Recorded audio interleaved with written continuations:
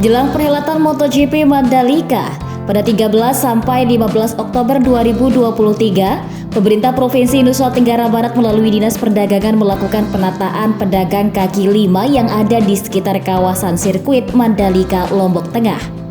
Langkah ini menjadi angin segar bagi PKL.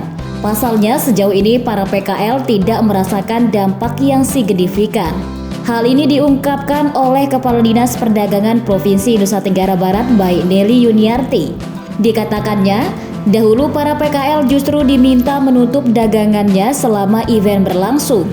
Terkait dengan jumlah PKL, saat ini telah terdata sebanyak 20 PKL yang siap menempati lahan yang sudah disiapkan. Karena selama ini pemerintah maupun pusat dan daerah itu terkonsentrasi di UKM ya. UKM itu kan masyarakat kita yang ada produk-produknya. Nah itu yang kita kasih ruang di Mandalika. Nah ternyata kita agak sedikit melupakan saudara-saudara kita yang PKL. PKL terutama yang PKL payung-payung itu loh, yang di pinggir-pinggir jalan. Nah itu kan biasanya karena dianggap mengganggu, akhirnya mereka kan nggak boleh jualan. Tapi kita belum memberikan mereka ruang, tempat.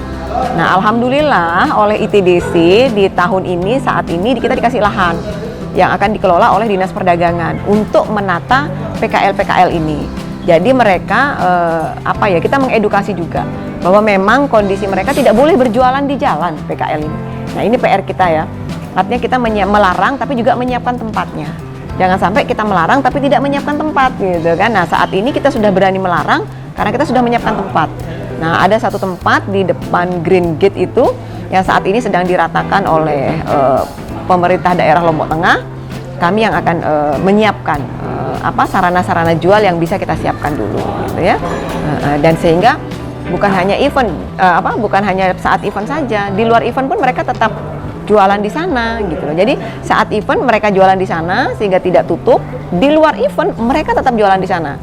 Nah, ini yang harus kita edukasi bersama teman-teman PKL kita bagaimana bahwa sirkuit Mandalika ini adalah tarafnya internasional. Artinya ada kondisi-kondisi yang memang kita harus patuhi dan ciptakan. Kondisi nyaman, aman, itu kan harus kita mampu ciptakan. Permanen untuk PKL. Nah, ini ya, tentu saja permanennya ini tidak hanya kita suruh jualan, tapi kita harus support dengan kondisi-kondisi yang memang nyaman. Misalnya ada toilet umumnya, kemudian ada tempat seperti rest area. Supaya wisatawan itu kalau parkir ke sana, belanja di sana, istirahat di sana, ada musola di sebelahnya gitu kan.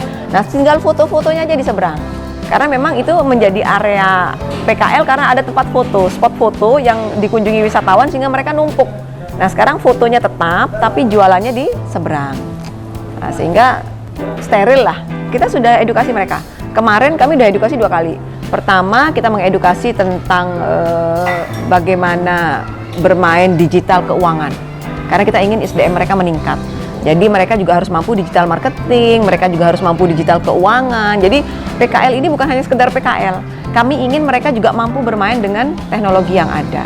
Jadi bukan hanya PKL yang jualan di sana, tapi mereka mampu mempromosikan barangnya itu sampai di e-commerce yang ada. Nah, seperti itu. Nah, yang kedua, kemarin kami melatih mereka terkait dengan bagaimana bermain di aplikasi. Nah, ini kami bekerja sama dengan Universitas Mataram. Sehingga yang memberikan materinya adalah Universitas Mataram, kemudian yang memberikan pelatihan digital keuangan adalah dari Bank NTB Syariah. Jadi kita berkolaborasi.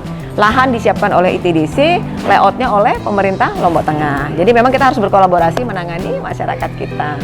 Kemarin itu yang kami data, ini datanya dari, satu lagi, kami juga kerjasama dengan Pokdarwis. Jadi PKL yang kami tangani kemarin itu sekitar 20-an, yang persis di depan patung Pak Jokowi. Ya itu dulu yang kita pegang. Kalau yang di Sunggung, itu kan kita tawari mereka pindah, tapi kan mereka belum mau, mereka maunya masih tetap di lokasinya dia, ya silahkan. Ini mana yang mau. Dan saat ini yang kita tata adalah yang di depan patung Pak Jokowi. Itu sekitar 20 PKL. 20-an PKL. Pedagang PKL itu sebenarnya di pinggir jalan tuh nggak boleh jualan. Aturannya memang tidak boleh, karena Mandalika ini kan international street. Jadi memang tidak boleh kotor sebenarnya bahasa kita ya. Tapi tidak boleh tidak tertata. Karena itu kita menata mereka di lokasi khusus. Nah sekarang tinggal bagaimana menarik mereka supaya PKL ini mau jualan di tempat tersebut. Apa sih yang membuat mereka harus mau jualan di situ? Mau tidak mau kan fasilitas-fasilitas umumnya harus ada. Zona-zona nyamannya tuh harus kita buat. Gitu. Jadi bagaimana wisatawan masuk di zona itu dulu, parkir di sana, belanja di sana, hanya foto saja di seberang, supaya PKL-nya diem gitu. Gratis, kalau pemerintah gratis. Yang kita harapkan, kalaupun mereka ngeluarin biaya, ya biaya untuk kebersihan mereka. Karena memang kebersihan itu kata kunci kan. Petugas kebersihan, ya itu ntar mereka aja silahkan diatur. Itu makanya kami kerjasama dengan Pogdarwis, supaya Pogdarwis yang mengatur. Tidak mungkin kami setiap hari di sana kan, gitu. Bahkan kita sudah siapkan booth-boothnya.